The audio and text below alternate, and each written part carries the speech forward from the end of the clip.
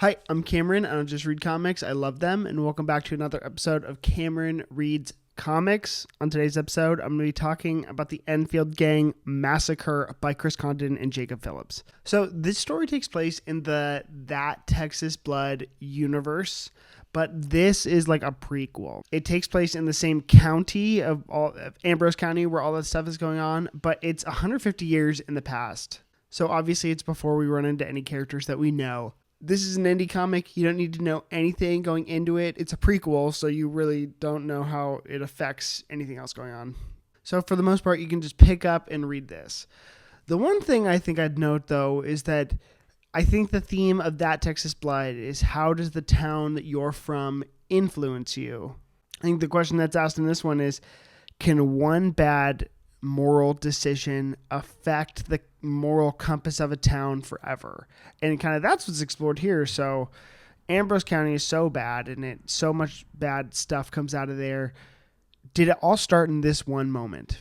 So this story is based on a true Texas historical event. Montgomery Enfield and his gang robbed a bank, and a banker was killed at some point during this robbery. It's rumored around the town, and it'd be justified to believe that the Enfield gang murdered this banker. But the story kind of shows the moral gray of all of that and sees if they were really the ones responsible. Based on this assumption, the story is about the cops going after Montgomery Enfield and the Enfield gang, eventually leading to a standoff that's going to last 3 days long between the sheriff and the outlaws. Stakes really, really high. The turnout is that it's a cruel world. It's like a classic cops versus robbers cowboy story, and it really kind of tackles and nails Old West outlaw justice. Also, throughout this story, there are these cut sheets that are in newsprint that kind of tell you what's going on. It's these huge fat pages that tell you kind of what was going on at the time or give you more context and the historical accuracy, the characters that you're going to run into. Okay, so for the art, Jacob Phillips is one of my favorite artists currently working.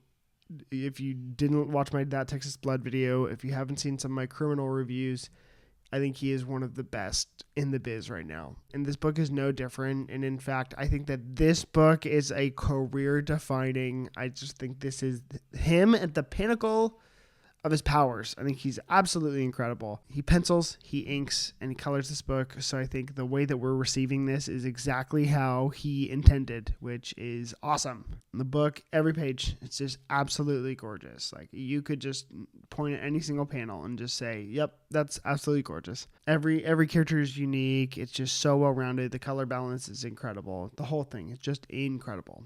I really never thought I'd be a cowboy comic guy, and this one is just incredible. Western comics are back. And I feel right now in this cultural moment, cowboys and cowboy style is becoming way cool and everything. So to then read a story like this of just an outlaw and going against the cops and everything, it was that's cool. That is, this is just cool story. And, I'm really a fan of just how editions are collected, and I'm such a nerd about paper stock. They used a different paper stock for this story. They printed it on newsprint as opposed to, the standard paper stock they're using for That Texas Blood.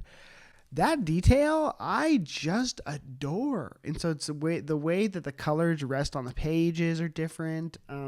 Just a little bit more old school. And I just love that kind of that thoughtfulness to the craft. I really adore. I love the cowboy of it all. I thought it was a perfect Western story. I really did think that the arc was really well done. The fact sheets help. I didn't read them all. The newsprint sections, really good, but I just didn't read them all. There's no pictures, and it was pretty dense. When the comic narrative is driving it so well, I'm just the first page I thought was really helpful. After that, I was kind of I get it. And it kind of spoiled what was going to come next, or what key characters to look out for. So up to you if you want to read them, but that was my take. Chris Condon, really, it's a big love letter to me for Jacob Phillips, but I think Chris Condon is just incredible. He really knows what he's doing here. His partnership with Jacob Phillips is incredible. Like their partnership, I would say is like getting to be on par with Ed Brubaker and Sean Phillips. It's just, I want to spend so much more time in this universe, and I think we're gonna get it. I think we have our own little Western comics. Criminal can be for crime noir comics, what That Texas Blood can be for, Westerns, and I want that. I never thought I'd be a Western comics guy, but here I am. I love it. Okay, and now for my rating, I'm going to give this an 8.6 out of 10. I thought it's incredible. If you want to hop in, I just think hop right in. Go pick this up. If you like Cowboys, go check this out. My name's Cameron. I just read comics. I love them. See you guys next time.